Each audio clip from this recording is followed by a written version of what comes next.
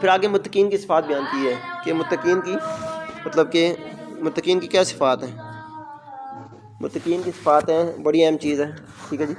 سب سے پہلے الذین یؤمنون بالغیب، مطلب کہ جو غیب پر ایمان رکھتے ہیں. غیب سے مراد ہے جو چیزیں ہم نے دیکھی نہیں ہیں ان پر ایمان رکھتے ہیں.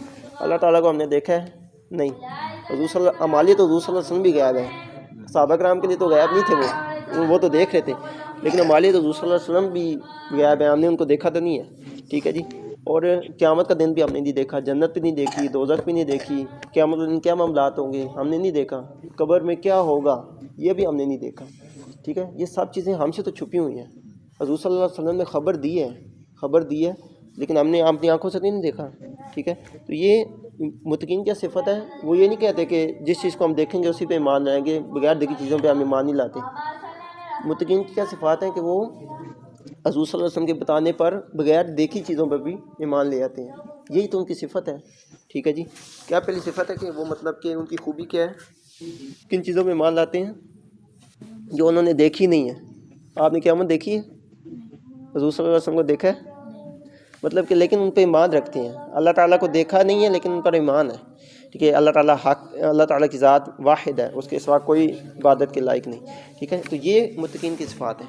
دوسری بہت اہم ہے، اس میں مطلب کہ ارشاد فرمایا کہ دوسری جو متقین غیب کے بعد وَيُقِيمُونَ الصَّلَاةَ، اور نماز کو قائم کرتے ہیں.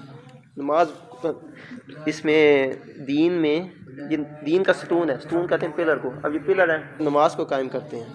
نماز اس میں دین کا ستون ہے. ستون کہتے ہیں پلر کو. اب یہ پلر ہے، بلڈنگ کھڑی ہے، پلر ہٹا دو تو بلڈنگ گر جائے گی. یعنی نماز دین کا ستون ہے. ٹھیک ہے جی. اور ایک حدیث میں آتا ہے کہ یعنی جس نے جان بوجھ کے نماز چھوڑی اس نے کفر کیا. مطلب کہ اس میں کافروں والا کام کیا. مطلب کہ نماز چھوڑنا یہ مسلمانوں کا کام تو نہیں ہے. ٹھیک ہے جی. یہ تو کافروں کا کام ہے.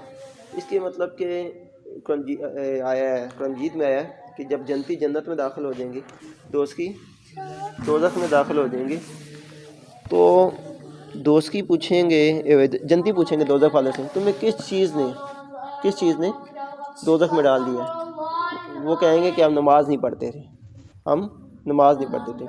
تو ایک اور جگہ پہ آیا کہ ایک شخص تھا، حضور صلی اللہ علیہ وسلم دیکھا کہ ایک شخص ہے وہ لیٹا ہوا ہے سیدھا، اس پہ ایک دوسرا شخص ہے، ایک فرشتہ ہے، وہ بڑا سا پتھر اٹھا کے اس سر پہ مارتا ہے، اس کا سر کچلا جاتا ہے. تو وہ پتھر لڑک کے تھوڑا دور جا کے گر جاتا ہے. تو جب تک وہ فرشتہ یا وہ دوسرا آدمی اٹھانے جاتا ہے اس کو پتھر کو، اس کا سر ٹھیک ہو چکا تھا اس وقت تک. مطلب یہ قیامت کا منظر ہے کہ اس کو سزا دی جائے گی بے نمازی کو. ٹھیک ہے جی. ٹھیک ہے. بے نمازی کو آپ دیکھیں، ہمیں چھوٹا سا پتھر بھی لگ جائے تو کیا ہم برداشت کر سکتے ہیں؟ تو یہ بہت سخت سزا ہے اس کی. ٹھیک ہے جی. اس کے علاوہ ایک حدیث میں آیا کہ جو بندہ مطلب کہ نماز کی حفاظت کرتا ہے وہ قیامت والے دن اس کے لیے کیا ہوگا، نور ہوگا، روشنی ہوگی. لیکن جو اس کی حفاظت نہیں کرتا اس کے لیے کوئی نور، کوئی روشنی نہیں ہے. اس کا اشر جو ہے فرعون، حامان اور ابی بن خلف جیسے کافروں کے ساتھ ہوگا. مطلب کہ فرعون، سب جانتے ہیں فرعون کون تھا، مطلب کہ اس نے خدائی کا دعویٰ کیا ہوا تھا. اور آپ یہ چاہتے ہیں کہ آپ کا اشر فرعون کے ساتھ ہو، کہ جہاں پہ فرعون جائے آپ بھی وہیں پہ جائیں، یا آپ کہیں اور جانا چاہتے ہیں؟ فرعون کا تو ٹھکانہ پکا ہے. ٹھیک ہے جی. وہ کافر ہو کے مرا ہے تو اس کا ٹھکانہ پکا ہے کدھر جانا ہے اس نے. اور حامان کون تھا؟ حامان تھا فرعون کا وزیر. ٹھیک ہے جی. تو مطلب کہ اس کی مثال دی گئی. اس طرح کافر ابی بن خلف ہے، یہ بھی حضور صلی اللہ علیہ وسلم کے زمانے کا ایک کافر تھا. تو مطلب کہ ان کی مثال دی کہ آپ ان کے ساتھ اپنا اشر چاہتے ہیں یا مطلب کہ نبی صلی اللہ علیہ وسلم کے غلاموں کے ساتھ.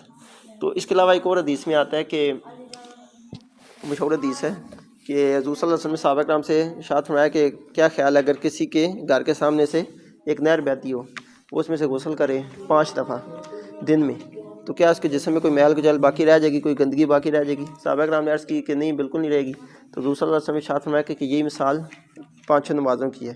ٹھیک ہے. جب یعنی اس کے وسیلے سے، اس کے ذریعے سے اللہ تعالیٰ مطلب کہ جو آپ انسان کے گناہ ہوتے ہیں وہ معاف فرما دیتے ہیں. ٹھیک ہے.